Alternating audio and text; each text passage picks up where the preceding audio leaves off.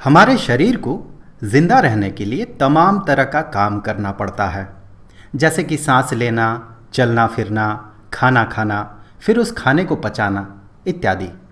इन सब कामों को कंट्रोल करता है हमारा नर्वस सिस्टम। इस नर्वस सिस्टम का सेंट्रल पार्ट होता है हमारा ब्रेन और स्पाइनल कॉर्ड, जो इलेक्ट्रिकल सिग्नल्स के मदद से बॉडी के अलग अलग पार्ट्स को कंट्रोल करता है और इस सिग्नल को कैरी करता है एक तरह का स्पेशलाइज्ड सेल जिसे न्यूरॉन कहा जाता है। तो चलिए जानते हैं कि न्यूरॉन होता कैसा है। वैसे तो न्यूरॉन का अलग अलग शेप और स्ट्रक्चर होता है, पर हम इसका सबसे जनरल स्ट्रक्चर को कंसीडर करेंगे। तो यहाँ पर आपको एक न्यूरॉन दिख रहा है, तो इसका जो सबसे सेंट्रल पार्ट होता है, बीच वाला जो हिस्सा होता है, जिस हिस्से में इसका न्यूक्लियस और बाकी सेल ऑर्गेनल्स जैसे कि माइटोकॉन्ड्रिया हो गया, गोल्जी एपरेटस हो गया और एंडोप्लाज्मिक रेटिकुलम वगैरह हो गया, ये सब रहता है। इस सेक्शन को, इस सेंट्रल पार्ट को कहा जाता है सेल बॉडी। इसका एक और नाम है, हम इसे सोमा भी कहते हैं। और ऑब्वियसली इसके बीच में इसका न्यूक्लियस होता है। इस सेल बॉडी से बाहर निकलता है ब्रांचेस की तौर पे डेंड्राइट्स। यही डेंड्राइट्स सिग्नल को रिसीव करता है और सिग्नल को आगे भेजता है। डेंड्राइट्स की तरह ही सेल बॉडी से एक और लंबा सा पार्ट निकलता है, इसे एक्सन कहा जाता है। डेंड्राइट से सिग्नल आगे बढ़ते हुए सेल बॉडी होते हुए एक्सन होते हुए ये आगे ट्रांसफर होता है और ये एक्सन सेल बॉडी के जिस पार्ट से निकलता है, ये जो उभरा हुआ पार्ट है, इसे एक्सन हिलॉक कहा जाता है। ये एक्सन भी आगे चल के अलग अलग ब्रांचेस में टूट जाता है। तो इन ब्रांचेस को कहा जाता है एक्सन टर्मिनल्स। और एक्सन टर्मिनल के बिल्कुल अंतिम हिस्से में यहाँ पर देखिए जो नॉब्स है, इन नॉब्स को कहा जाता है साइनेप्टिक नॉब। कभी कभार एक्सन जो है एक स्पेशल तरह के सेल से सराउंडेड होता है।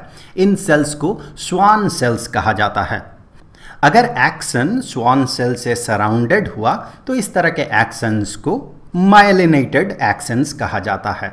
और अगर ये स्वान सेल एब्सेंट रहा तो फिर इस तरह के एक्सन को नॉन माइलिनेटेड एक्सन कहा जाता है। यहाँ पर देखिए स्वान सेल्स के बीच में जो गैप है, इन गैप्स को कहा जाता है नोड्स ऑफ रेनवियर। अब ये डेंड्राइट्स जो है ये सिग्नल को रिसीव करता है। ये आयन ट्रांसफर के तौर पे इलेक्ट्रिकल सिग्नल को ट्रांसफर करता है। मेनली पोटेशियम और कैल्शियम आयन का यहाँ पर खेल चलता है। ये थोड़ा सा कॉम्प्लिकेटेड है, स्टैंडर्ड 10th लेवल पे इसे समझना इतना आसान नहीं है। फिर भी अगर आप लोग जानना चाहें तो कमेंट करके ज़रूर बताइएगा। तो यहाँ पर पोटेशियम और कैल्शियम आयन के तौर पे सिग्नल ट्रांसफ़र होता है। तो ये आयन यहाँ से डेंड्राइट होते हुए, सेल बॉडी होते हुए, एक्शन होते हुए ये आगे बढ़ता है और एक्शन टर्मिनल होते हुए ये साइनेप्टिक नॉब होते हुए ये आगे बढ़ जाता है। हो सकता है कि इसके आगे एक दूसरा न्यूरॉन हो।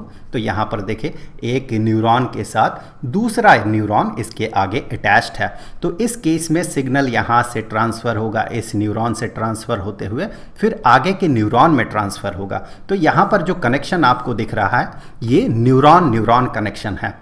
इसी तरह से हो सकता है कि एक न्यूरॉन सिग्नल भेजे मसल सेल को, तो यहाँ पर जो कनेक्शन होगा ये कनेक्शन न्यूरॉन मसल कनेक्शन होगा।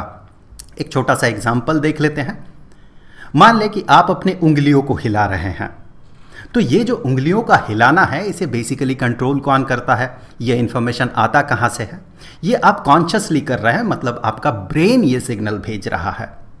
तो ब्रेन जब मसल्स को सिग्नल भेजता है और मसल उस तरीके से एक्ट करता है, तो इस तरह के न्यूरॉन्स को, जो उस सिग्नल को कैरी करता है, उस तरह के न्यूरॉन्स को मोटर न्यूरॉन कहा जाता है। तो यहाँ पर देखिए ब्रेन से एक मोटर न्यूरॉन होते हुए सिग्नल इस तरह से आगे बढ़ रहा है। यहाँ स्पाइनल कॉर्ड होते हुए ये आगे बढ़ रहा है, ये हिस्सा स्पाइनल कॉर्ड है। और फिर स्पाइनल कॉर्ड के एक स्पेशल हिस्से से एक दूसरा न्यूरॉन बाहर निकल के एक मसल के साथ अटैच्ड है। तो यहाँ पर देखिए दो तरह का मोटर न्यूरॉन हो गया। ऊपर वाले मोटर न्यूरॉन को कहा जाता है अपर मोटर न्यूरॉन और नीचे वाले मोटर न्यूरॉन को कहा जाता है लोअर मोटर न्यूरॉन। तो सिग्नल ब्रेन से स्पाइनल कॉर्ड होते हुए फिर स्पाइनल कॉर्ड से बाहर निकल के मसल तक पहुँच रहा है। तो यहाँ पर आप देखें अपर मोटर न्यूरॉन और लोअर मोटर न्यूरॉन के बीच में जो कनेक्शन है ये न्यूरॉन न्यूरॉन कनेक्शन है। इस तरह का कनेक्शन है अपर मोटर न्यूरॉन से लेके लोअर मोटर न्यूरॉन तक ये इंफॉर्मेशन या सिग्नल प्रोपेगेट कर रहा है। अब लोअर मोटर न्यूरॉन और मसल के बीच यहाँ पर जो कनेक्शन है ये कनेक्शन है न्यूरॉन मसल कनेक्शन। इस तरह से हो सकता है एक न्यूरॉन एक ग्लैंड के साथ अटैच्ड हो और ग्लैंड को सिग्नल भेजे ताकि ग्लैंड जो है स्पेसिफिक अपना काम कर सके। हो सकता है वो आगे चल के हार्मोन रिलीज करे वगैरह वगैरह।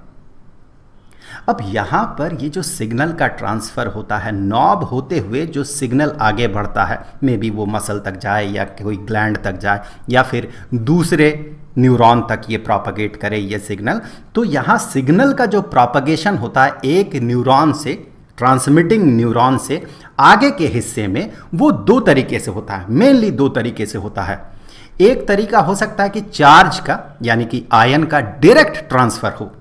ऐसे केसेस में क्या होता है कि जो ट्रांसमिटिंग न्यूरॉन का नॉब होता है ये रिसीविंग ऑर्गन का जो रिसेप्टर है ये दोनों बहुत क्लोज होता है, बहुत बहुत ज़्यादा क्लोज होता है और चार्ज का डायरेक्ट ट्रांसफ़र हो जाता है एक हिस्से से दूसरे हिस्से में, एक न्यूरॉन से दूसरे हिस्से में ये ट्रांसफ़र हो जाता है। और दूसरा तरीका होता है न्यूरोट्रांसमीटर का ट्रांसमिशन। तो इस केस में क्या होता है कि आयन प्रोपेगेट करते हुए ट्रांसमिटिंग न्यूरॉन में आयन प्रोपेगेट करते हुए आता है और एक स्पेशल तरीके का केमिकल होता है जिसे कि न्यूरोट्रांसमीटर कहा जाता है, वो वेसिकल्स में जमा हो जाता है। इस तरह से जैसे ही सिग्नल आता है वो केमिकल्स इस तरह से वेसिकल्स में ये वेसिकल से सराउंडेड हो जाता है और वो वेसिकल आगे बढ़ता है। वेसिकल आगे बढ़ते हुए फिर इस गैप को वो ट्रैवल करता है, इसे साइनेप्टिक गैप कहा जाता है। इस गैप को वो केमिकल ट्रैवल करता है यहाँ से बाहर निकल के और यहाँ पर इसका रिसीवर होता है, यहाँ पर इसका रिसीवर होता है, जो रिसीविंग पार्ट होता है यहाँ पर रिसीवर होता है। इन रिसीवर्स को रिसेप्टर्स कहा जाता है। वो केमिकल्स इन रिसेप्टर्स के साथ बाइंड हो जाता है और एक स्पेशल तरीके का प्रोसेस होता है जिससे कि यहाँ वापस से वही चार्ज्ड आयन का खेल शुरू हो जाता है और सिग्नल यहाँ से इस तरीके से आगे बढ़ता है। तो आज के इस वीडियो में हम लोगों ने न्यूरॉन के बेसिक स्ट्रक्चर और फंक्शन के बारे में जाना जितना कि 10th स्टैंडर्ड के लिए ज़रूरी होता है। तो आज के लिए इस वीडियो में इतना ही, मिलते हैं अगले वीडियो में, तब तक के लिए खुश रहें, गुड बाय।